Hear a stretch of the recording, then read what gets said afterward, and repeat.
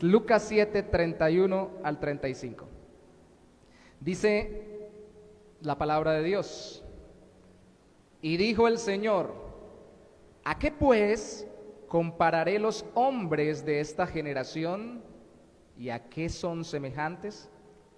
Semejantes son a los muchachos sentados en la plaza, que dan voces unos a otros y dicen: os tocamos flauta y no bailasteis, os endechamos y no llorasteis. Porque vino Juan el Bautista, que ni comía pan ni bebía vino, y decís: demonio tiene. Vino el Hijo del Hombre, Jesús, que come y bebe, y decís: este es un hombre comilón y bebedor de vino, amigo de publicanos y de pecadores. Mas la sabiduría es justificada por todos sus hijos.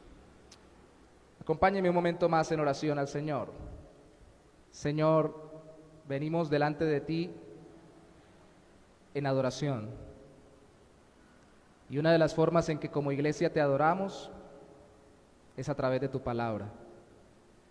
Porque contemplamos cuán grande eres tú, como lo cantábamos hace un momento, y cuán necesitados de ti estamos y beneficiados por la obra tuya a través de tu Hijo.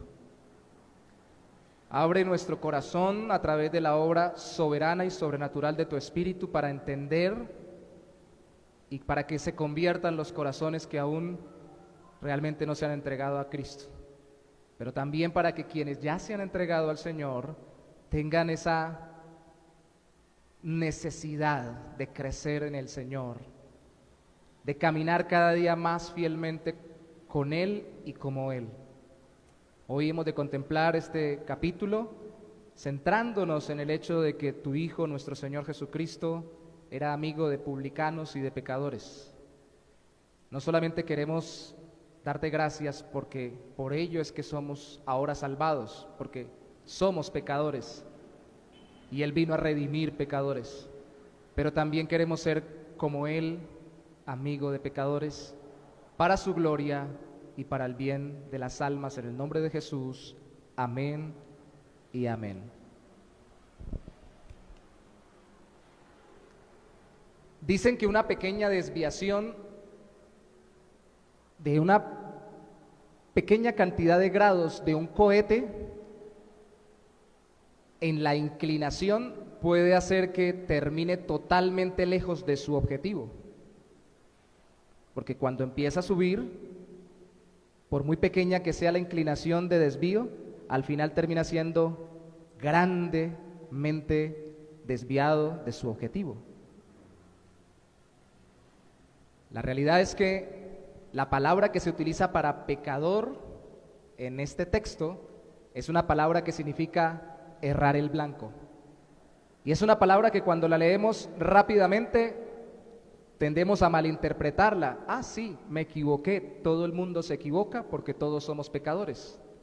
Pero cuando tomamos ejemplos como el del cohete, que con una pequeña desviación termina muy lejos de su objetivo, nos damos cuenta que por muy pequeño que sea el pecado y muy pequeño a los ojos del mundo que sea el pecador, termina grandemente lejos de Dios, de su voluntad y de su gracia.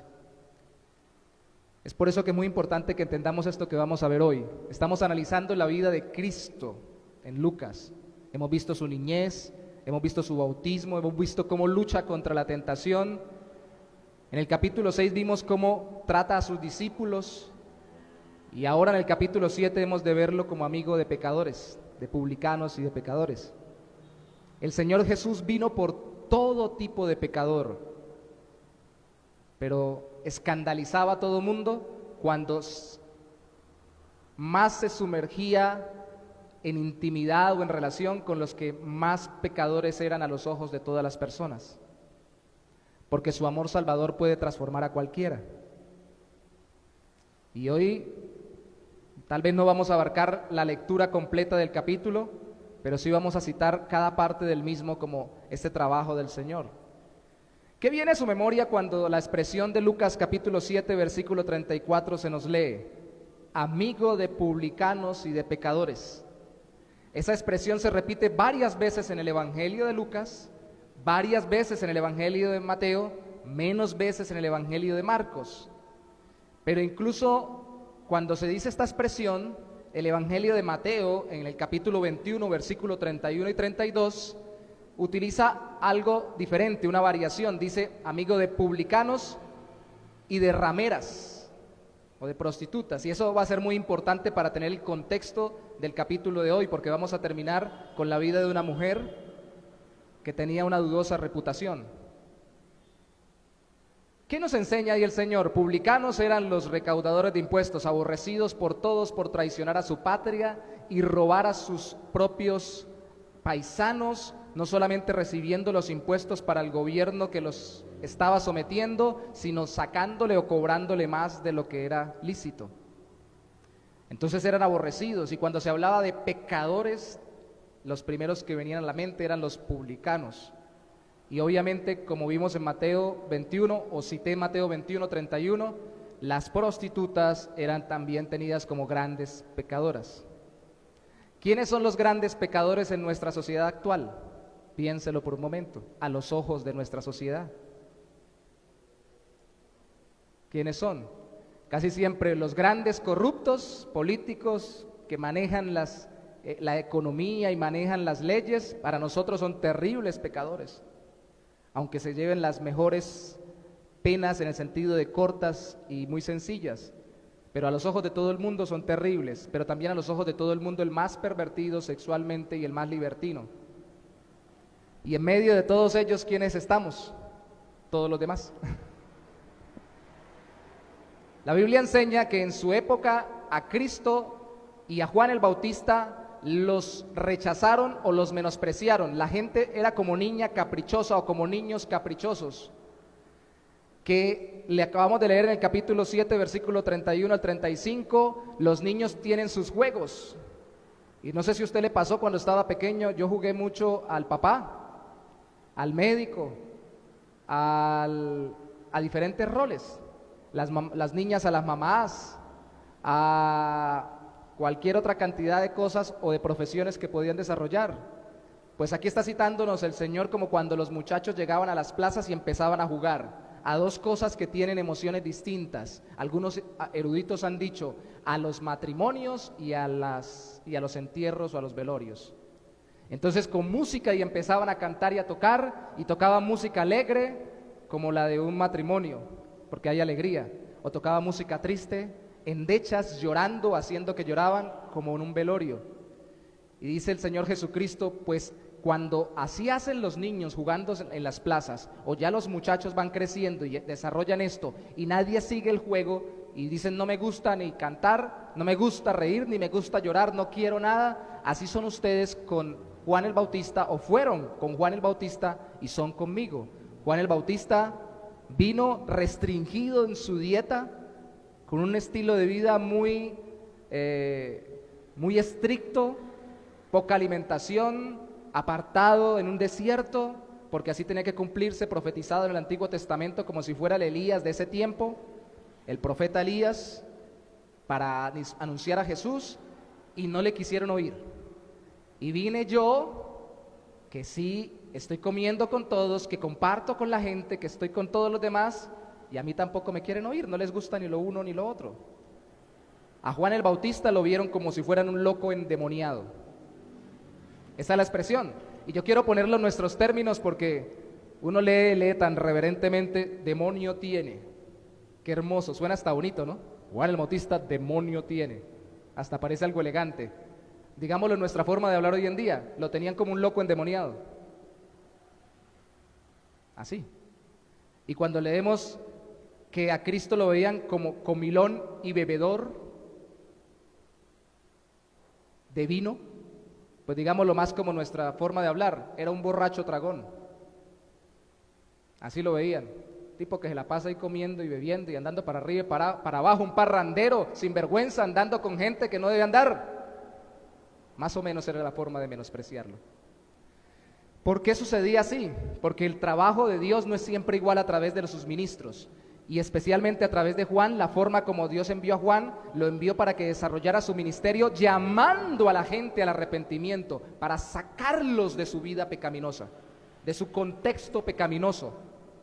Pero a Cristo no lo envió para decirles salgan, sino Cristo lo envió para que se metiera en sus vidas y transformara sus corazones pecaminosos. Hay diferencias, ¿cierto? Pero es el mismo Dios y es la misma obra de salvación. Ahí vemos tipificada la ley y la gracia. Aunque la ley no es sin gracia y la gracia también tiene ley, la ley del Espíritu, de todas formas en el Antiguo Testamento, que es lo que simboliza Juan, se le decía no peques, no robes, no adulteres. Sigue estando vigente para nosotros, pero se le decía perfecciónese, camine conforme a la voluntad de Dios. Lo que se le hacía era darle la orden de caminar en santidad para que nos diéramos cuenta, ellos y nosotros ahora, que somos pecadores. Esa es la función de la ley, como un Juan anunciando desde el desierto. Y Cristo vino y se metió en medio de ellos, como es la función de la gracia, que viene a habitar en nuestros corazones, a darnos fuerzas para vencer el pecado, para aborrecer lo que aborrece Dios, para amar lo que Dios ama y para querer vivir conforme a su voluntad. Eso es gracia. Y necesitamos las dos.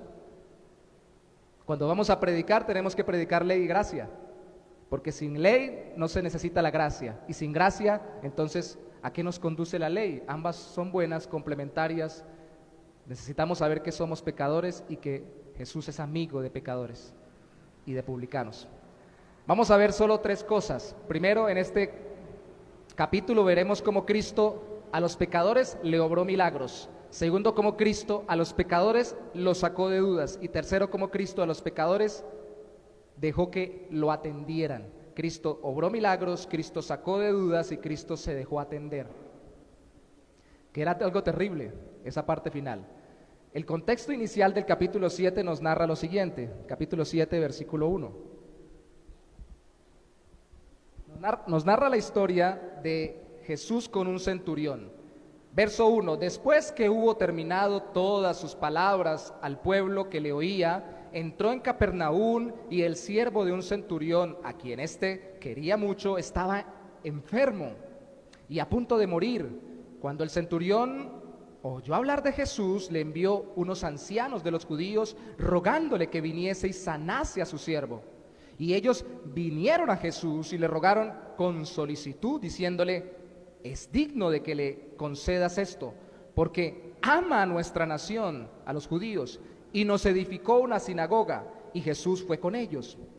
Pero cuando ya no estaban lejos de la casa, el centurión envió a él, a Cristo, unos amigos, diciéndole, Señor, no te molestes, pues no soy digno de que entres bajo mi techo, por lo que ni aún me tuve por digno de venir a ti, pero di la palabra y mi siervo sanará, será sano.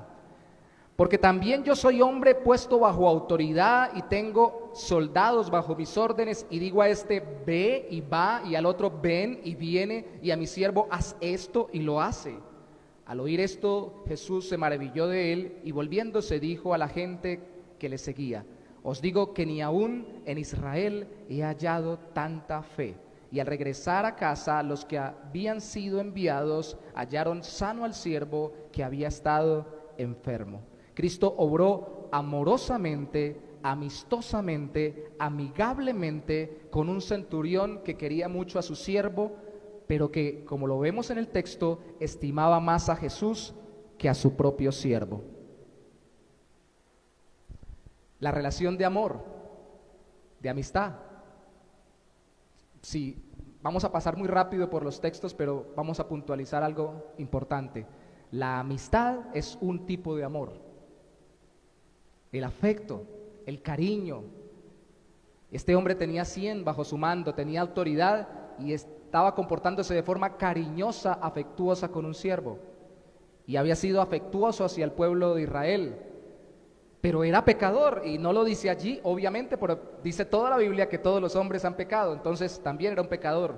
Y en este caso, antes de entrar más a profundidad en el tema, tenemos que recordar que Cristo obraba milagros en todo tipo de personas, y uno de ese tipo de personas eran pecadores que creían en Él. Él confiaba en Cristo.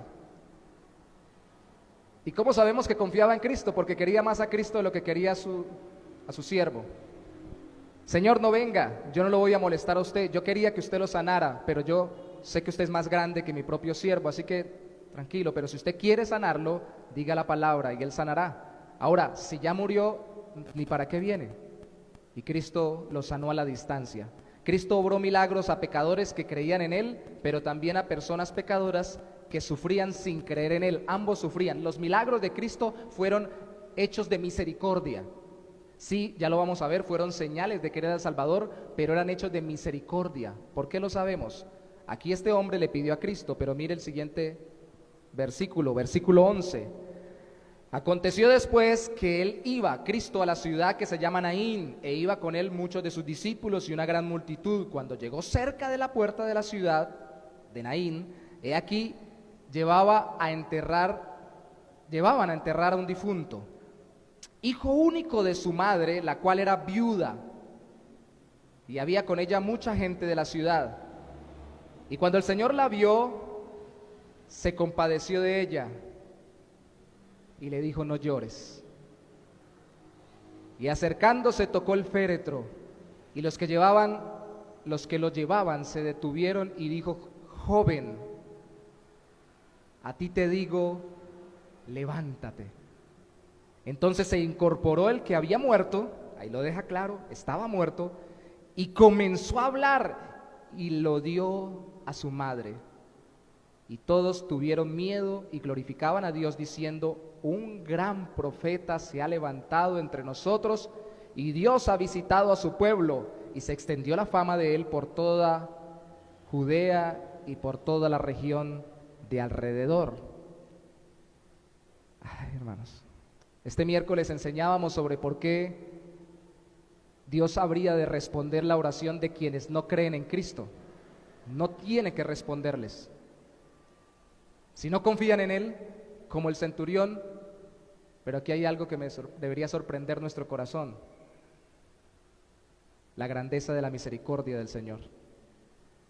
La mujer no le pidió, nadie le imploró por ella, Él simplemente la vio pasar llorando a su hijo, siendo una viuda, que ya era una dificultad muy grande en la época. Se conmovió al verla llorar, hizo que se detuvieran, resucitó a su hijo y le dijo: no llores, y se lo entregó vivo. Compasión y misericordia. Ese es el corazón de Dios con los pecadores. Por eso dice la Biblia que el Señor hace salir su sol sobre justos y pecadores. Él es tan misericordioso y compasivo que hay un nivel de amor o de amistad que a todos envuelve, incluso al peor de los asesinos o al peor de los delincuentes. Dios le ha dado vida, aliento, respiración y tiempo para vivir en esta tierra, y su palabra y testimonio alrededor para que se pueda arrepentir. Y no lo ha matado, ni le ha dado la consecuencia que debería tener de su pecado, sino que pacientemente lo soporta.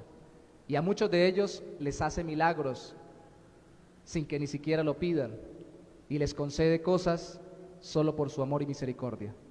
Ese es el Dios al que servimos, ese es el Cristo que nos salva.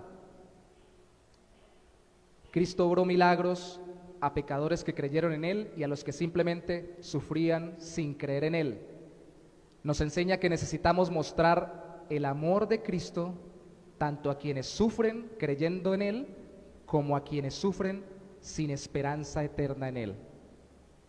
Y aquí quiero que vaya sondeando su corazón si usted es cristiano, creyente. La gran enseñanza para los que somos creyentes es que no hagamos división de personas. Este pecador me es más tolerable, a este lo puedo acompañar, le puedo ayudar, lo puedo bendecir, a este no. Incluso a este hasta le puedo predicar, pero este tipo de pecador ya... Y Cristo aquí muestra que tanto a quienes se acercaban confiando en Él como a quienes no creían en Él, de todas formas le respondía sobre sus vidas misericordiosamente. ¡Qué corazón! Además, Cristo sacó de dudas, y ahí podemos meternos los que somos creyentes en Cristo y llevamos tiempo caminando con Él, sacó de dudas a pecadores redimidos, es decir, que confiaban en Cristo, pero confundidos por las circunstancias. ¿Quién estaba confundido aquí en capítulo 7 de Lucas? Juan el Bautista. Lucas capítulo 7, versículo 18 dice: los discípulos de Juan le dieron las nuevas de todas estas cosas, lo que estaba pasando, le dijeron a Juan, lo que Cristo hacía. Y llamó Juan a 2 de sus discípulos y los envió a Jesús para preguntarle, ¿eres tú el que había de venir o esperamos a otro? Cuando pues los hombres vinieron a él, dijeron, Juan el Bautista nos ha enviado a ti para preguntarte, ¿eres tú el que había de venir o esperamos a otro? En esa misma hora, a muchos sanó de enfermedades a muchos, o sanó a muchos de enfermedades y plagas y de espíritus malos, y a muchos ciegos les dio la vista. Y respondiendo Jesús les dijo a estos mensajeros, id y haced saber a Juan lo que habéis visto y oído. Los ciegos ven, los cojos andan, los leprosos son limpiados, los sordos oyen, los muertos son resucitados, y a los pobres es anunciado el evangelio. Y bienaventurado es aquel que no haya tropiezo en mí. Cuando se fueron los mensajeros de Juan, comenzó a decir de Juan a la gente, ¿qué salisteis a ver al desierto? ¿Una caña sacudida por el viento? ¿Mas qué salisteis a ver? ¿A un hombre cubierto de vestiduras delicadas? He aquí, los que tienen vestiduras preciosas y viven en deleites en los palacios de los reyes están. ¿Mas qué salisteis a ver? ¿A un profeta? Sí. Este que tenía dudas, ¿quién era? Un profeta, dice él, sí, os digo, y más que profeta. Este es de quien está escrito de aquí, envío mi mensajero delante de tu faz, el cual preparará tu camino delante de ti.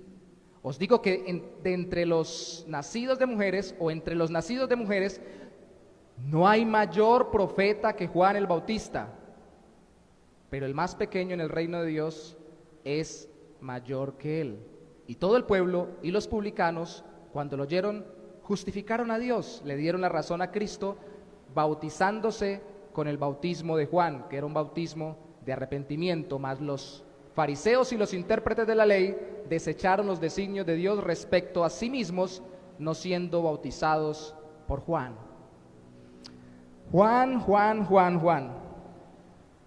un hombre tremendo para predicar y para anunciar que Cristo era el Salvador, pero tenía dudas. No hay un profeta mayor que él, dijo Cristo, en todo el Antiguo Testamento. Moisés, que lo tenían en tan alta estima.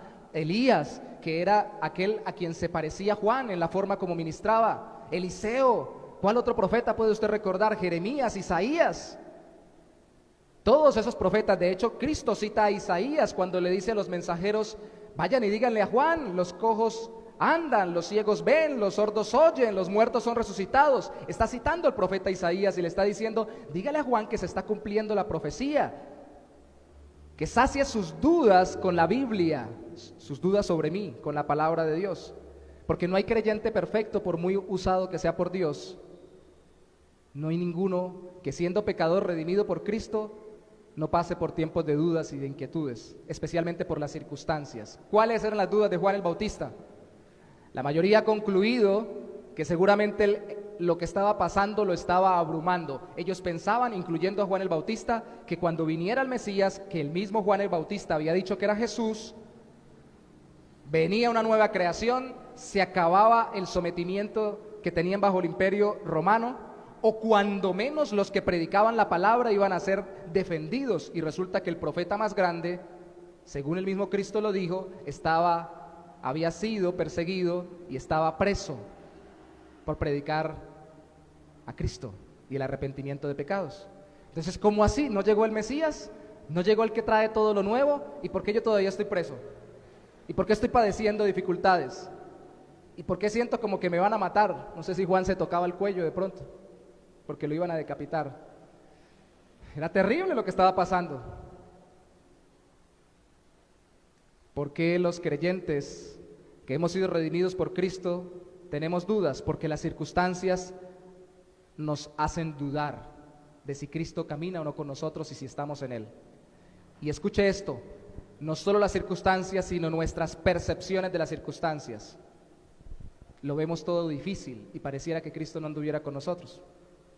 ¿Qué percibe usted de las circunstancias? ¿Sabe? Como el tema nuestro en este día es Cristo, amigo de pecadores, déjeme decirle una distorsión de la percepción de nuestra época y de todas las épocas, la distorsión sobre el pecado.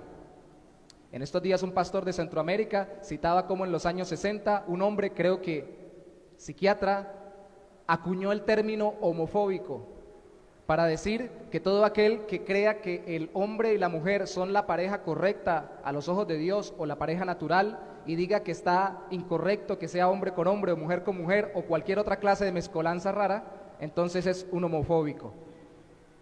Y empezó a utilizar términos para cambiar el concepto que se tenía sobre lo que está bien o lo que está mal.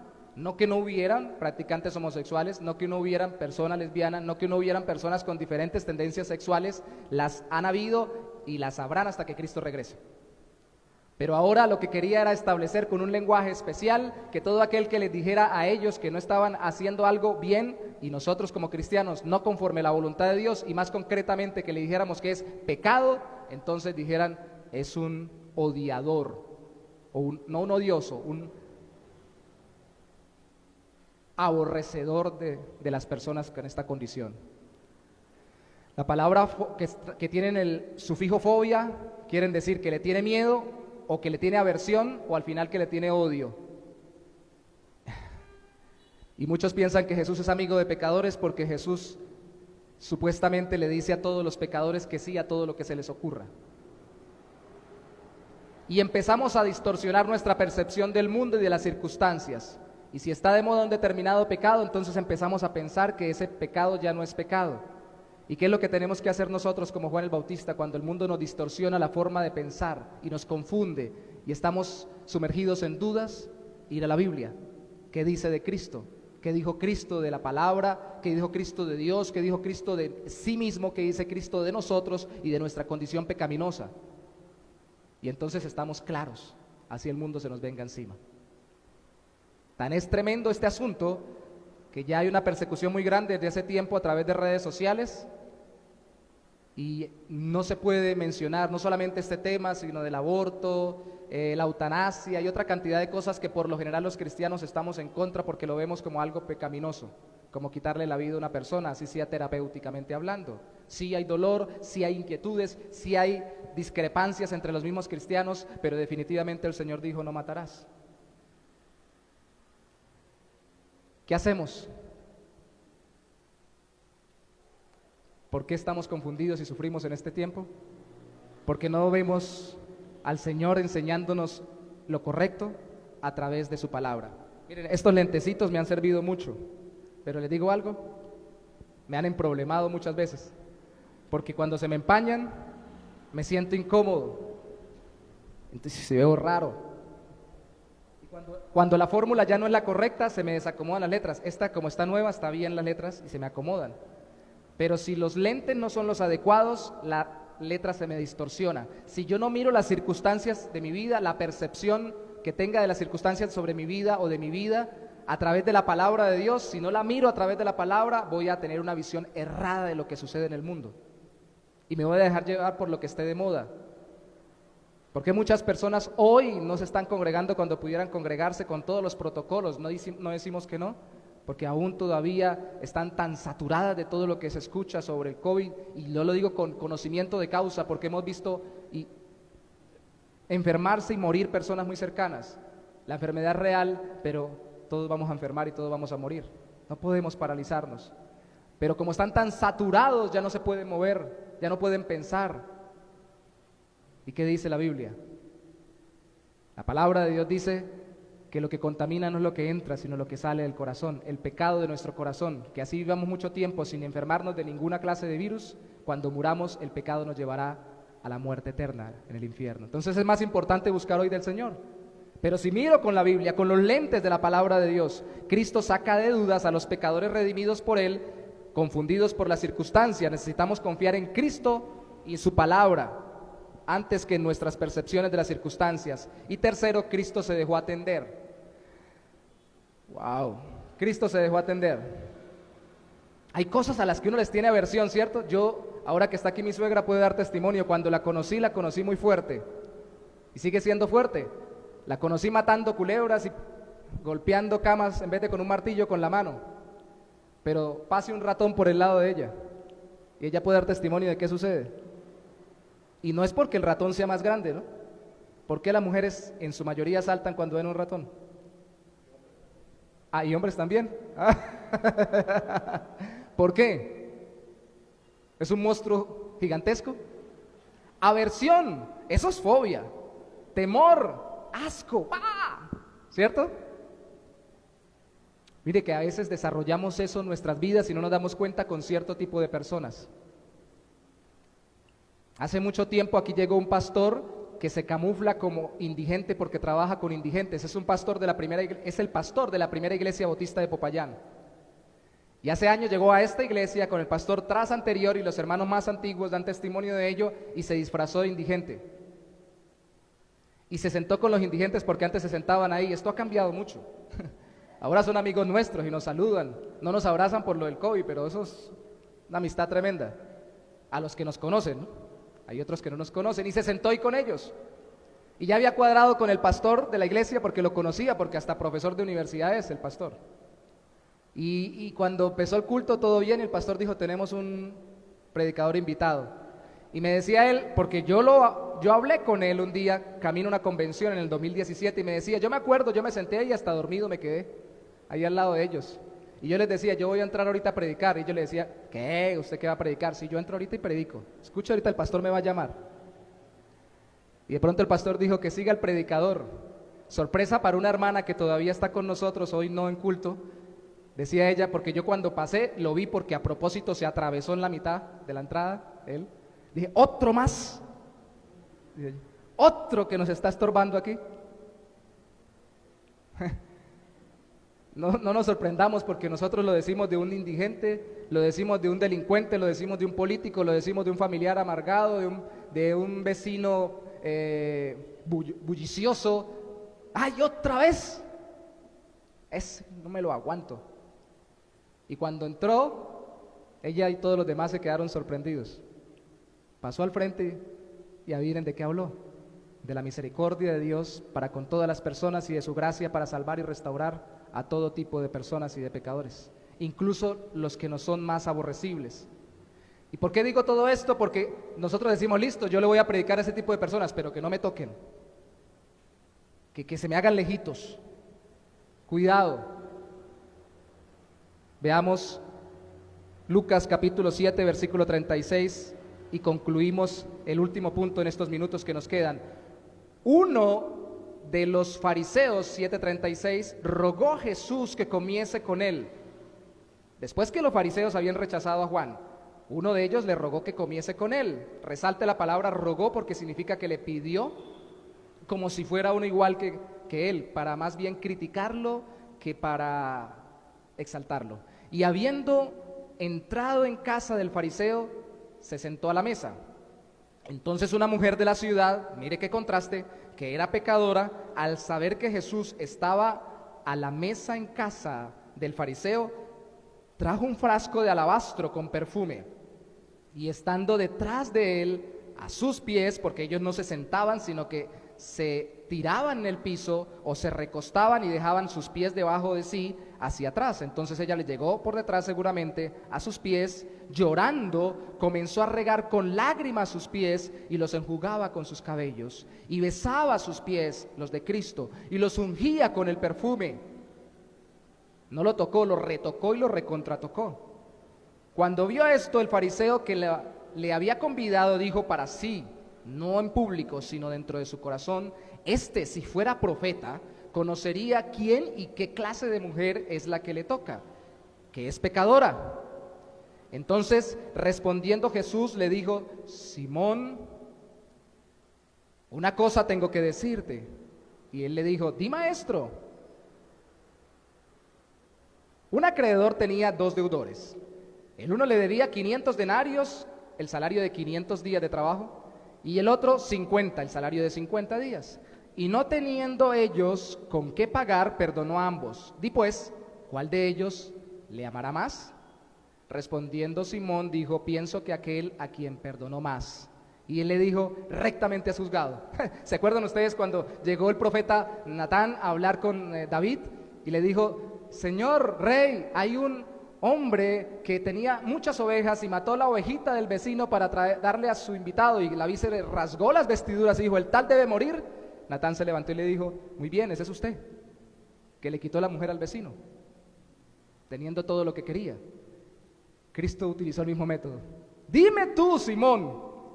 Y él le dijo, pues quien más le perdona, o a quien más se le perdona es quien más ama.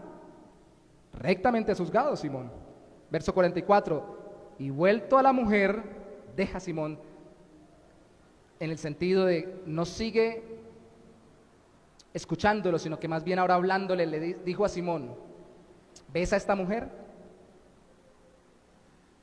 Entré en tu casa, Simón, y no me diste agua para mis pies, mas ésta ha regado mis pies con lágrimas y los han jugado con sus cabellos.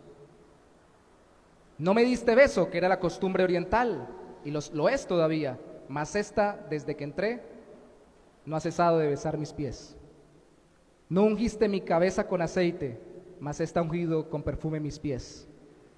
Por lo cual te digo que sus muchos pecados le son perdonados, los de ella, porque amó mucho. Mas aquel a quien se le perdona poco, poco ama. Y a ella le dijo, tus pecados te son perdonados. Y los que estaban juntamente sentados a la mesa comenzaron a decir entre sí, una vez más murmurando en su corazón, ¿quién es este que también perdona pecados? Pero él le dijo a la mujer, tu fe te ha salvado, vete en paz. Cristo se dejó atender por pecadores que no querían su perdón como Simón. De hecho, no lo atendió tan mal, tampoco fue grosero con él. Todas estas cosas que Cristo le saca en cara eran especiales atenciones para huéspedes especiales. Algunos eruditos dicen, no, fue que no lo atendió bien, realmente no lo atendió mal, pero no lo atendió tan bien como hubiera podido hacerlo. Pero se dejó atender de él, siendo alguien que no creía en él. ¿Para qué? Para mostrarle en medio de la relación con él cómo son las personas como esta mujer que entró a la casa, que realmente reconocen sus pecados y no como él. ¿Sabe? La religión, la moralidad, el buen comportamiento, la buena reputación, el sacar 10 en las notas, el tener trabajos excelentes, el ser muy bien comportados, el nunca decir una mala palabra, el nunca haber entrado a la cárcel ni haber cometido un delito, por lo menos no, que lo hayan o no agarrado. Cualquiera de estas cosas lo hacen sentir a uno bien. Tan bien que pareciera, y eso es lo que sucede en el corazón humano, que Cristo más bien no debería venir a salvarnos, sino más bien nosotros hacerle el favor de que nos salve. Y Cristo se relaciona con él precisamente para que él pueda entender que él estaba peor que esta mujer. Porque al que era el Salvador lo estaba rechazando confiando en su propia justicia y no en la justicia de Cristo. Y a ella, que todo mundo la sabía pecadora y que seguramente por el contexto no sabemos, algunos dicen que fue María Magdalena, no se puede asegurar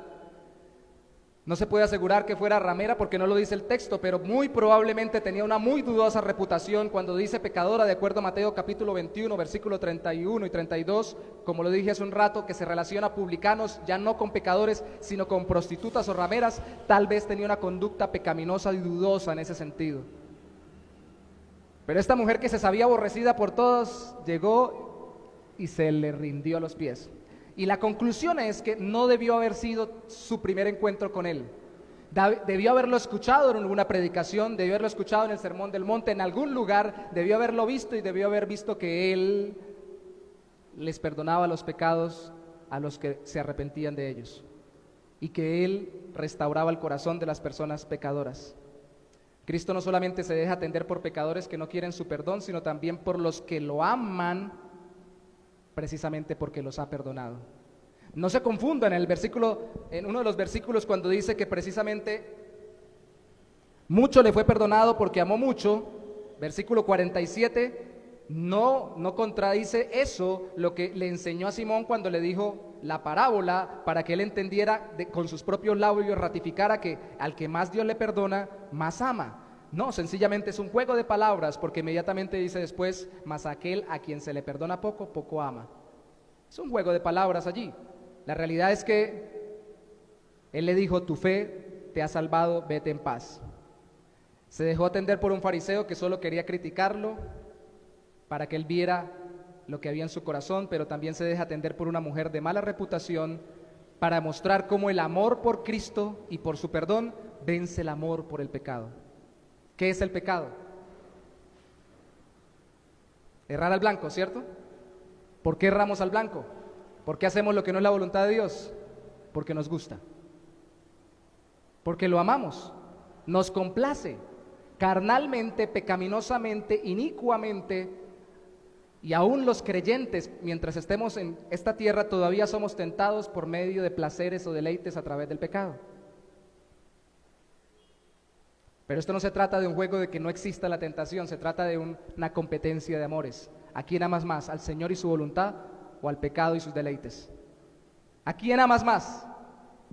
¿De dónde creen ustedes que sacó el dinero ella con el que compró este frasco de alabastro, que en una historia parecida, que no necesariamente fue la misma, con otra mujer valía 100 denarios, que hizo algo parecido? Hay por lo menos otras 2 historias muy semejantes a esta, que no fueron la misma, en otros evangelios.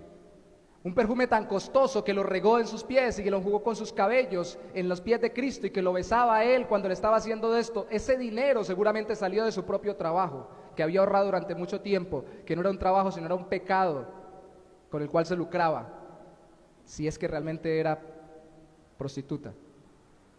Pero eso no fue suficientemente valioso comparado con Cristo.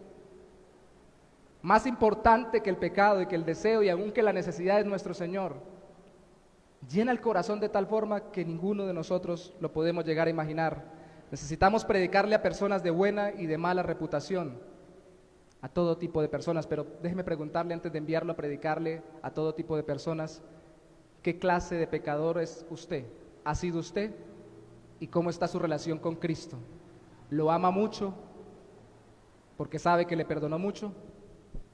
¿O lo ama poco y le sirve poco, dando a entender que le perdonó poco? ¿Luchamos tanto para evangelizar los creyentes? Ayer estuve en una conferencia donde un pastor decía, si usted no evangeliza, usted es un rebelde, igual que si se estuviera acostando con la vecina, porque no es una sugerencia, es un mandato, ir y hacer discípulos. ¿Por qué no evangelizamos? ¿Por qué corremos con pasión a hacer otras cosas? ¿Por qué aquel que me dio el dinero me lo regaló para pagar esa gran deuda, como el ejemplo de Cristo, o me la perdonó y no me la cobró más? Le tengo un agradecimiento y cuando llega lo recibo con tanta alegría. ¿Y por qué a Cristo lo trato poco porque poco oro muchas veces o poco me encuentro con Él? Y lo promuevo poco porque poco hablo de Él con otros para que lo conozcan. ¿Por qué me da pena que sepan que lo amo? ¿O por qué me da temor hablar de cuánto me ama Él y cuánto me ha perdonado? Tal vez porque nos vemos tan poco pecadores, ¿cierto? Pablo, que era fariseo de fariseos, en una de sus cartas escribe, yo el primero de los pecadores. Y alguien diría, eso es una mentira, no puede ser el primero, tiene que haber otro primero que él, que pecara más. Es que esa es la percepción interna de todo creyente. No, usted no, yo soy el primero de los pecadores. No, usted no, yo. Yo. No porque yo no sepa que usted pecó, es porque sencillamente a mí me perdonó tanto. Por eso le amo y por eso le comparto y por eso le predico a todos. El pecador agradecido con Cristo buscará a otros para Él. No deje que el mundo distorsione el concepto de pecado, ni le clasifique a los pecadores para que usted solamente le hable a ciertos pecadores. No se deje alejar del amor de Cristo pensando que no hay perdón para usted, porque la peor de las pecadoras, el peor de los pecadores es el que más recibe el amor del Señor para salvarlo y le dice, aquí estoy, arrepiéntete. Como le dijo la mujer en el capítulo 8 de Juan, yo no te condeno, te perdono, vete y no peques más. No se deje arrastrar por eso. Como creyentes, en estos días, y ojalá me estén escuchando los demás hermanos de la iglesia, una vez más tengo que repetir lo que he repetido durante varias semanas. No se deje alejar del Señor, de la comunión con Él y con los hermanos, porque esa lejanía que usted practica, donde usted se oculta para que no conozcan sus luchas, sus dolores, sus quebrantos, sus tentaciones, esa lejanía es la que le va permitiendo que usted se sumerja en ese pecado. Cristo lo quiere rescatar de allí, lo quiere transformar. Y cuando ve a alguien alejado, a alguien receloso, a alguien remilgoso, a alguien que no quiere que lo toquen, que lo miren, que le digan, entienda, está sufriendo mucho en su propio pecado y a ese Dios lo puede salvar. Así usted y yo no quisiéramos ni mirarlo ni tocarlo, o ni mirarla ni tocarla. Aborrecibles éramos nosotros delante de Dios. Y no solamente nos deja su perdón, sino como esta mujer nos deja que lo besemos, lo toquemos y lo abracemos por medio de la relación en oración. Yo hubiese querido, yo me imagino como Juan, cuando conocí al Señor era muy joven y yo siempre dije, yo quería haber sido Juan, si hubiera vivido en esa época. ¿Sabe qué decía Juan? Yo siempre vivía recostado a su pecho, el evangelista. Tal vez le tocaba la parte izquierda de él, de Cristo en la mesa, porque ellos se recostaban, derecha, porque ellos se recostaban sobre su izquierda para comer con la derecha. Entonces el que estaba a su derecha quedaba recostado sobre él y aprovechaba para quedarse al lado del maestro. Como dijo alguna vez un predicador, ¿y qué late el corazón de Cristo? Dice almas pecadoras. Él es amigo de los pecadores, no para alcahuetearlos, no para dejarlos igual, sino para transformarlos. El gran problema es que en ese tiempo pensaron que los estaba excusando. No, Él los estaba cambiando y nos sigue cambiando. La gracia transforma a cualquier tipo de pecador. A predicar el evangelio a todo tipo de pecador y a creer que Cristo camina con nosotros por la fe. Llore a Él, cante a Él, alabe a Él. Así como estamos sentados, vamos a orar. Señor, gracias por la grandeza de tu misericordia y de tu bondad, y gracias por darnos la bendición de poder ser amados por ti en Cristo Jesús. Quisiera ser de los que más llorara en tu presencia, de los que más cantara en tu presencia, de los que más entregara a ti, de los que más hablara de ti, de los que más te sirviera, y no lo soy. Quisiera percibirme como el peor de los pecadores para ser el más activo de los predicadores en el trabajo, en los deportes, en la universidad, en el estudio, con la familia, en todo lugar. Quisiera ser el más diligente en mostrarte a ti, Señor Jesucristo, y en proclamar a aquel que me salvó, pero no lo he sido. Mi corazón sabe que no lo ha sido, pero al mismo tiempo sabe que puedo ser mucho más y descanso en ti, porque tú me has amado y me has perdonado.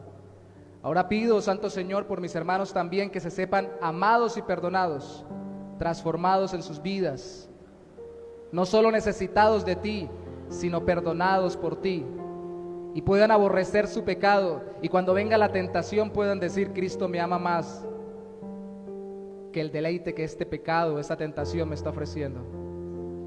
La lucha no es en nuestras fuerzas, sino en tu gracia. Cuando nosotros estemos tentados, debemos mirar a la cruz y recordar que el que allí murió nos amó como ningún otro. Gracias, mi Dios. Gracias.